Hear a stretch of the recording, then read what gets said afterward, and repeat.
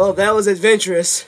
Hello, my fellow Aurors. This is your Aura Sly here, and welcome back to the Aura Division, a wizarding community of lore keepers, artifact discoveries, and dangerous curiosities.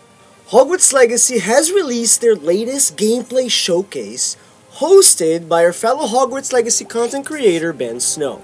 And in this showcase, the developers and Ben discuss the following in detail: broom flight traversal, advanced combat, and the workings of the Room of Requirement.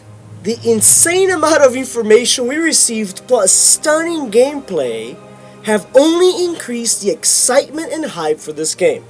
And now, let's discover all the secrets hidden in this trailer.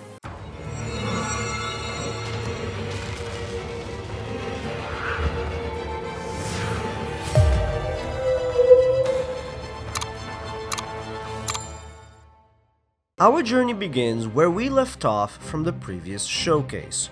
We are adjacent to the clock tower and bridge, right here in the castle. We are wearing a leather jacket of sorts with these two trees engraved on its back. The camera moves to the right, and we can see the Hufflepuff common room windows, the long Hogwarts Express viaduct that leads up to Hogsmeade, a forest, this castle all ruined in the distance, and those broom flight challenge balloons. We can also spot some spell icons on our active spell diamond. From the top clockwise, we see the spells Levioso, Incendio, Accio, and probably Expelliarmus. As the avatar descends down this hill, we spot what I believe to be the gamekeeper's hut. Beforehand, I had thought this was Sebastian's uncle's cabin, or the gamekeeper's hut. But as we keep flying, we'll spot a fenced-up property that I believe to be the Sallow's home. As we follow this path into the forest, the player spots something and says, "We should investigate." The path divides in two ways, and we find the Sallow's home finally. We see this same house when our companion Natsai Onai is talking to the player in this scene. Here, we can spot the hanging pots, stone brick structure, and wooden doors seen from these previous images in the State of Play trailer. So is Sebastian's father the gamekeeper? Now, I'm not so sure. But the fact that the librarian knows him allows me to make the assumption he is somehow connected to the school. Near the Sallow's house, we can spot the Floo powder icon and fast travel location, as well as a quest-giving golden ring and our quest marker way in the distance. As we keep flying, we spot a clothing line with the Sallow's clothing. A remote potion shop with a potential crafting table is also seen on the right side of this image. As we proceed to traverse into this forest, we spot this random farmer casually walking about the woods. I initially thought this to be the Forbidden Forest, but I don't think this is it just because these trees never really grow thick and dark, which leads me to believe the Forbidden Forest is on the northern side of Hogwarts. We spot an interactive potential venomous tentacula, a field page icon that leads up to a clearing area in the forest, and our active quest icon pointing southwest of our location. We then slow down a bit as we approach this leaf icon that turns out represents the Merlin puzzles across the map. This puzzle is surrounded by these creepy-eyed orbs. What are these things? Note that our broom flight boost bar has not yet been used at all because we haven't really climbed or descended in flight. It seems that we can speed up or slow down and not use the booster as long as we remain close to the ground. Here, we spot a solitary house near a tree. Adjacent to this house, we see a bunch of crows hanging around and the Floo powder network icon within. As we fly by the house, we activate this dueling feat challenge that requires us to complete some sort of battle in 10 minutes. The interesting bit here is that there is some magical sound or some boom sound followed by heavy crowing. Were those Animagi dark wizards that transform back to their human forms for battle? Then we fly to the southwest towards our active quest marker. We join a dirt path where we see some enemies to our left, another Merlin puzzle, and a signpost where we read that both Hogwarts and a lower Hogsfield are both located to the west of us. There's also a caution troll sign to our south and some random people walking toward a blocked path, as the bridge in the distance that connects this path is destroyed. So this is kind of bizarre. There is no interactive icon as we pass by this bridge, so I don't think we'll be able to just repair it. We finally ascend and descend in flight and see our booster deplete. As we keep on heading south, we spot some more random people walking about the path and this mountain icon that represents probably some sort of dungeon or cave nearby. But in this instance, this icon is on top of this graveyard or mausoleum, so is this another potential dungeon? Another dueling feat is activated as we approach the graveyard, and here we have to use a mandrake to stun our opponents or use a spell to keep our enemies airborne. We can also spot the spire next to a grave. Is it a brazier? It wouldn't make sense to be in fairy because it's daylight and it's out in the open.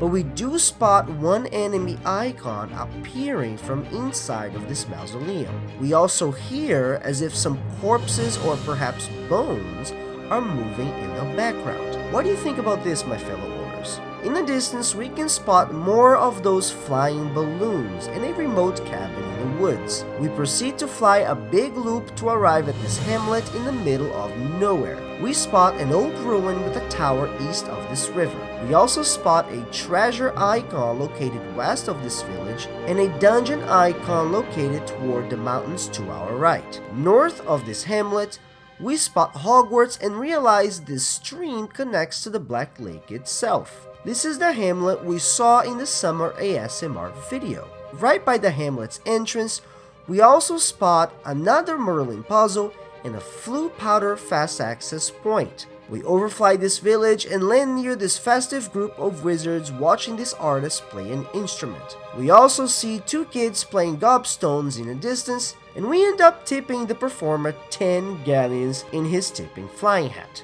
A little steep if you ask me. In the distance, we also see a child playing pretend Quidditch on the left. As the camera moves to the right, we see this hut built upon this ancient tree and a field page guide icon over it. We see another shop with another crafting table, and we see another signpost where we read Hogsmeade, Hogwarts, Lower Hogsfield, Arranshire, Brockborough, Graveyard, and maybe Dangerbog? As we approach this potion shop, we see this bizarre contraption behind the shop. Notice that the shop is not on the map either. We return to the center of this hamlet and enter some sort of tavern where we spot a field guide page confirming the field guide icon, and we drink off this tankard.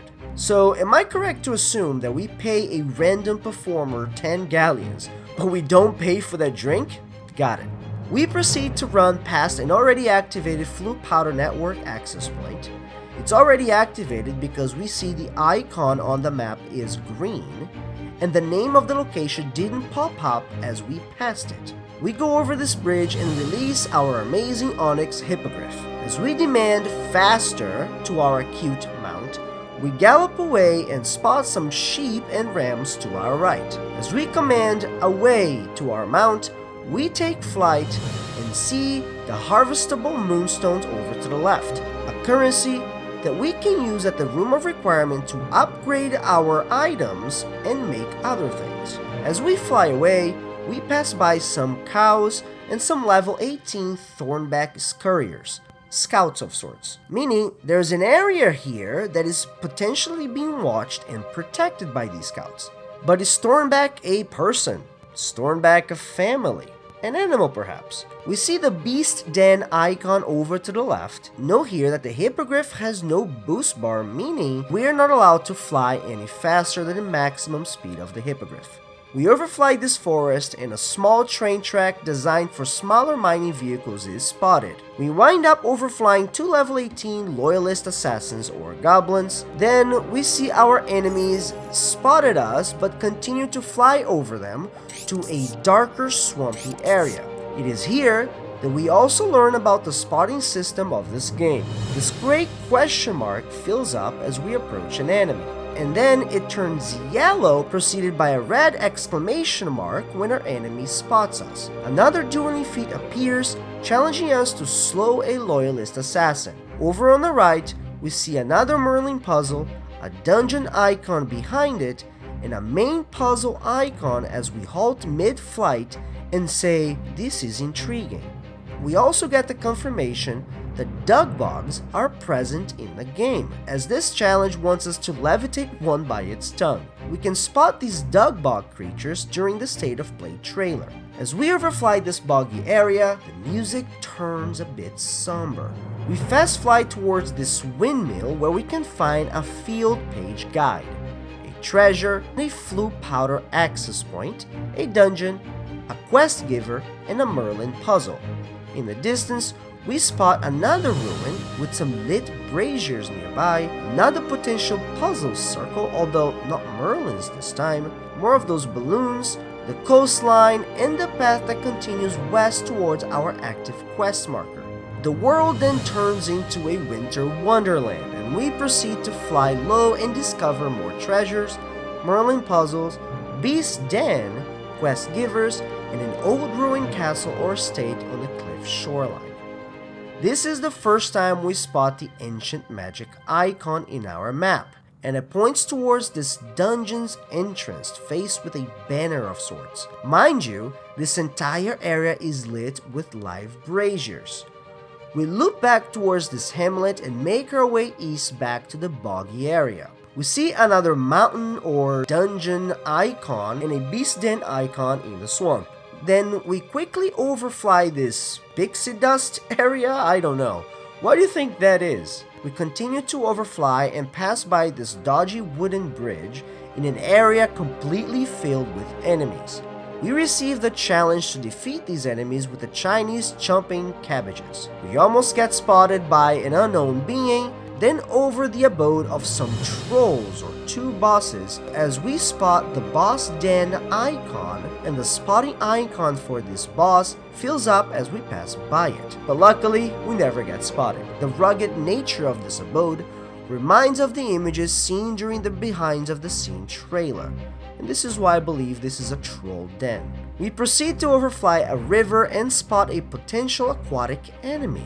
Then we head towards the same wizarding hamlet we saw earlier, where we tip the performer 10 galleons. Now it seems that every single village house here has a treasure icon, and even some explorable field page guides. Here we have a beautiful view of the castle of Hogwarts to our north, and as we fly lower, we see some enemies and some farmer who's about to get jumped using Lumos. As we approach the grounds of Hogwarts, we spot some mongrels or wolves and a random person who's also about to get eaten.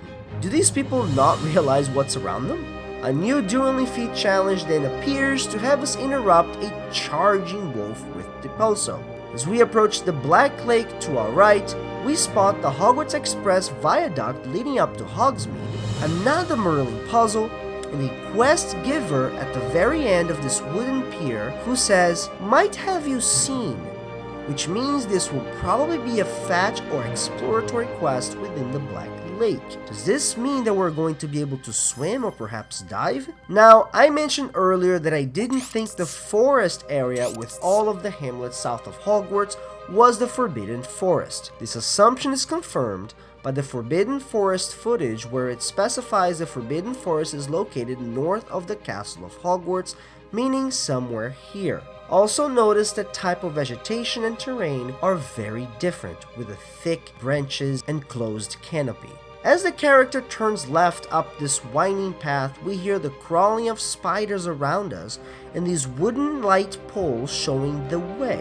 As we start running, we can see some leaping toadstool caps to our right. We can also spot the spider lair or spider den icon on our map, as we see many enemy icons around it, probably representing the spiders. We release our outer ground and flying mount, the Thestral, and we pick up the pace, galloping our way towards an active quest marker. The thick trees blend with some smaller and lighter vegetation as we see another ancient magic icon to our left on the map. As we bypass this ancient magic icon, it seems we are approaching a castle of sorts, as our player states, a castle must have been stately in its time. It is near this castle that we spot one of the Dark Arts Arena icon and location. But more about the Dark Arts Arena on the next video. That was a lot to unpack in the grounds of Hogwarts alone, but in the next video, I am going to analyze the Dark Arts Arena and the advanced combat in detail.